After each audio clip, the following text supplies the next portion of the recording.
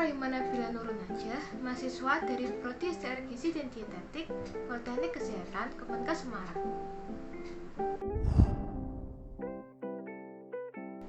Di video kali ini, saya akan membahas tentang analisa kuantitatif dengan metode TPC pada bahan makanan. Organisme mikroskopis adalah organisme yang hanya bisa dilihat dengan menggunakan mikroskop. Keadaan bakteri dalam ini ada yang bersifat menguntungkan dan ada yang bersifat merugikan bagi kepentingan manusia.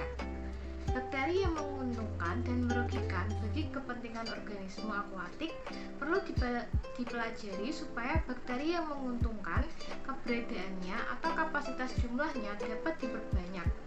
Sedangkan untuk bakteri yang merugikan atau patogen, jumlah populasinya dapat ditekan dan dapat dilakukan tindakan pencegahan atau antisipasi infeksi bakteri tersebut. Ada berbagai cara untuk menghitung jumlah sel bakteri, antara lain hitungan langsung dengan menggunakan mikroskop dan hitungan tidak langsung dengan metode hitung cawan, baik dengan metode cawan tuang maupun metode cawan sebar. Pengukuran kuantitatif populasi mikroba dari suatu sampel dilakukan untuk mengetahui kualitas bahan atau tujuan lain berdasarkan jumlah mikroba yang ada dalam sampel tersebut. Sehingga dengan kita dapat mengetahui apakah mikroba tersebut berbahaya atau bahkan baik bagi lingkungan dalam jumlah tertentu. Analisis kuantitatif mikrobiologi pada bahan pangan penting dilakukan untuk mengetahui mutu bahan pangan tersebut. Beberapa cara dapat digunakan untuk menghitung atau mengukur jumlah zat renik di dalam suatu suspensi atau bahan. Salah satunya yaitu perhitungan jumlah sel dengan metode hitung cawan. Prinsip dari metode ini adalah jika sel mikroba masih hidup ditumbuhkan pada medium agar, maka sel tersebut akan berkembang biak dan membentuk koloni yang dapat dilihat langsung tanpa menggunakan mikroskop. Cara pemupukan kultur dalam hitungan cawan yaitu dengan metode tuang atau pour plate. Jika sudah didapatkan hasil jumlah koloninya, kemudian disesuaikan berdasarkan SPC atau Standard Plate Count.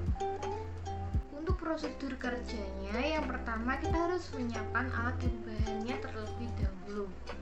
Alat dan bahannya sebagai berikut: tabung reaksi, cawan Petri, tabung Durham, batang bengkok, jarum Ose, pipet ukur, pipet tetes, gelas ukur, gelas beker, tip kuning, tip biru, pipet mikro, labu ukur, spatula, inkubator, vortex, autoclave, laminar flow kabinet, aluminium foil, bunsen, kapas, tisu, pisau, timbangan analitik atau Scott Pro dengan ketelitian 0,001, kertas label dengan plastik HDPE, udang segar, aquades, plat count agar atau oxide CM0325B, NaCl 0,85%, laktose broth atau oxide CMO0137B, eosin metelan blue agar atau oxide CM0069B. Kemudian kita masuk ke cara kerjanya. Yang pertama, preparasi sampel. Sampel produk udang segar dibersihkan, kemudian dicuci 1 kali dengan air mengalir.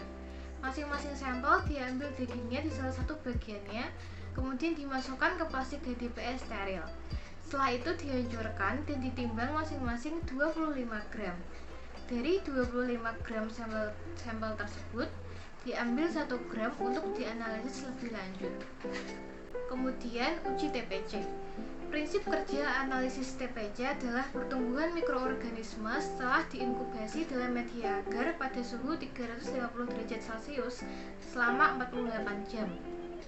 Maka mikroorganisme tersebut akan tumbuh berkembang biak dengan membentuk koloni yang dapat langsung dihitung.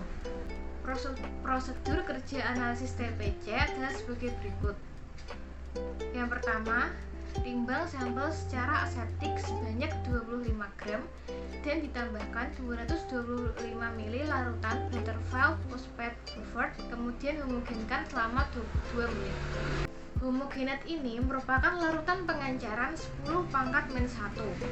Dengan menggunakan pipet steril, diambil 1 mili homogenet dan dimasukkan ke dalam botol berisi 9 mili larutan butterfield phosphate buffer sehingga diperoleh contoh dengan pengenceran 10 pangkat min 2. Pada setiap pengenceran dilakukan pengocokan minimal 25 kali. Lakukan hal yang sama untuk pengenceran 10 pangkat min 3, 10 pangkat min 4, dan 10 pangkat min 5, dan seterusnya sesuai kondisi sampel. Cara kerja yang ketiga, selanjutnya untuk metode cawan agar tuang atau per plate method.